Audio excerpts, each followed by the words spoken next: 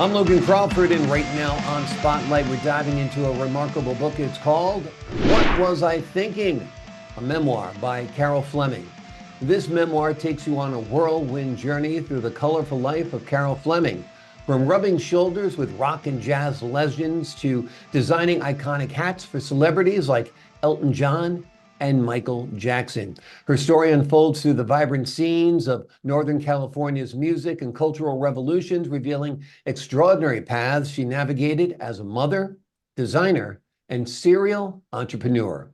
We're delighted to have this very talented author join us here today on Spotlight. We thank our team at Prime 7 Media for helping us put her in the spotlight today. And we ask viewers like you to support writers like her by subscribing to our channel and by purchasing her remarkable book.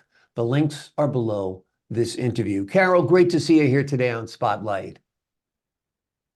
I'm happy to be here. Well, happy to have you here. What was I thinking? So many of us say that. That's the title of your book. So what were you thinking when you decided to title it, What Was I Thinking? I had changed the title 2 or 3 times in my mind, but the more that I wrote and the more that I read what I wrote, I asked myself, what was I thinking? And then I went, okay, that's the title. Exactly. What inspired you to write about your vibrant life experiences? People kept telling me I should write a book. I'm a storyteller. I love to tell stories. And there was people that would ask me more and more stories. And then they'd say, write a book. And I finally sat down and started writing. Well, we're glad you did because it's a fantastic book. Part of your memoir is talking about your encounters with musical legends. Tell us about one of those that stands out. Oh my gosh. Cheech and Chong, Mhm. they're not music though. Well, Cheech and Chong are recording artists, so back in the day, they were quite the rage. I think I owned quite a few Cheech and Chong albums, right? I had a friend of mine who was a politician.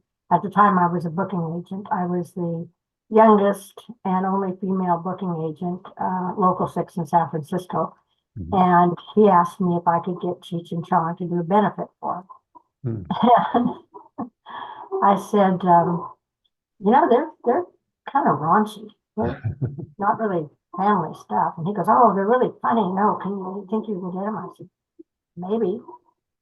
So I flew down to San Diego where they were doing a show, and I went to the back door and knocked, and they said, are you on the guest list? And I said, no, but I should be. And so I was invited in and waited backstage while they did their show. And then I talked to them and told them about this man who's a politician. And he happens to be of Latin descent. Mhm. And Cheech said, well, let's do the show for the Beaner. Okay. And he said, let's get him down here. We want to meet him. So I brought Camacho down to Los Angeles. We met in a Chinese restaurant. And Cheech and Chong Jimmy's really political and kind of quiet, but Cheech is off. Yeah. He insisted that as Camacho is his guest, eat the fish eyes from the fish. There was a giant fish that was served because that was a delicacy and he's the guest. Hmm. And then he ate it, but he almost gagged. And then everybody broke up laughing. Oh, I didn't think you'd do it. Amazing. So they agreed to do the show, and they flew up to Santa Cruz. I picked them up at the airport, and I invited them to dinner at my house. I lived in a Victorian by the beach, and I put out my good linen, my good china, good flowers, hired a cook to come in and cook so that I could be the hostess. Mm-hmm. There were pigs. Cheech wiped his face on my linen tablecloth, not the napkins. Chewed, ate with his mouth, spit food out. Now, when I met them in the Chinese restaurant, their manners were fine.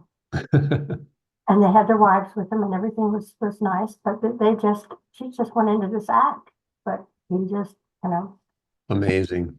we all sat back and just watched. And then when they did the show that night,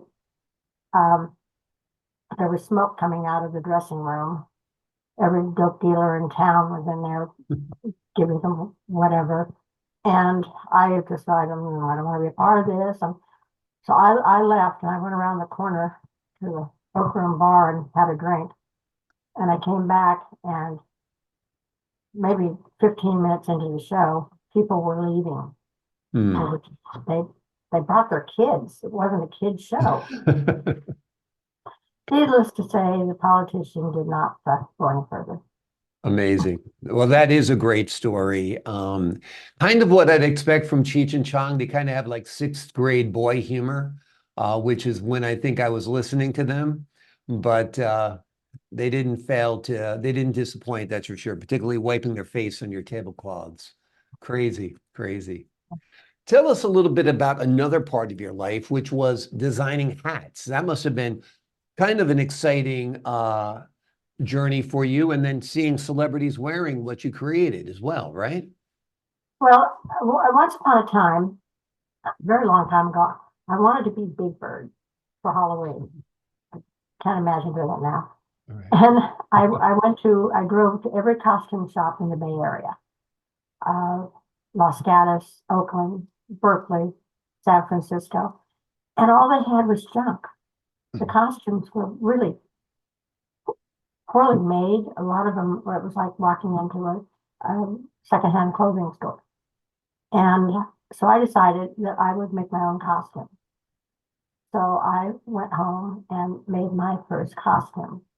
And then I bought a small machine on time, and I had a sew book. And then I learned to do it without patterns. I'd have one of my kids lay down on the floor, and I'd draw around them and then sew it up and turn it into a clown costume, an Easter bunny costume. And then I found a lady. I didn't actually make the hats, but knew how to make hats the way they did at the turn of the century. And Jan made wonderful hats. And then we brought in her daughters, and we hired other people, and we started making hats. I sold hats to every costume company in the United States, Universal Studios, and Bob Mackie. Bob Mackie I worked with. He was doing costumes for Elton John and Cher. And I started we had a classic hat, and then we had a Mad Hatter hat and an Uncle Sam hat. And then I started getting calls for personalities to make custom hats for them. Like Elton John, we did a gold top hat, a very tall top hat, gold with rhinestone trim. And I did one for Michael Jackson. Michael Jackson had the biggest head of anybody. I had the custom hat. Really? He had a 25-inch head, which is large. Wow. Yeah. So yeah, we did hats for him. And Ben Marine. And it was like I was making hats for personalities who appreciated it. Great. Amazing. That's such a fun aspect of your life as well. And so is being a restaurateur. You've owned restaurants. Tell us a little bit about that. That's tough work, right? Yeah. I still have restaurant dreams. Nothing is going right. The staff is not. Right. I started my first restaurant in the living room of my house in the Victorian on the beach. It was called The Pebble. And I sent my son out with little flyers to surfers on the beach. And I think I served a 3-course meal with homemade baked bread, soup, and an entree for $5. And it grew and it grew. And then a friend who owned a restaurant started coming, and he started bringing in people, and it got to be more work than I was.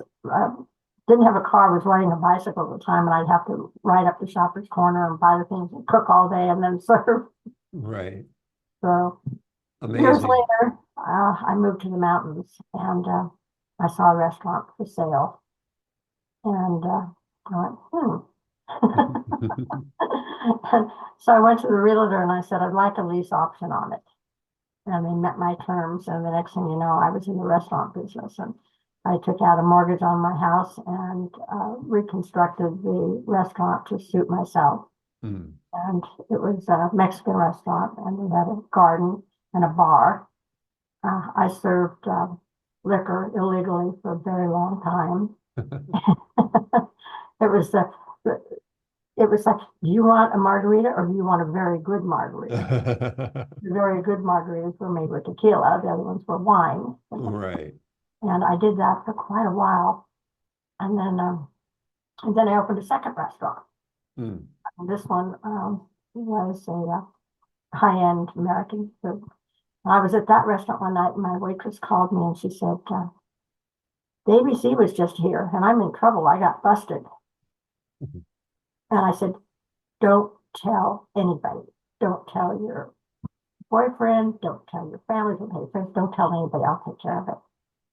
I happened to have a friend who's district attorney, and I went down to see him and I said, Jeff, I got caught with my hand in the cookie barrel.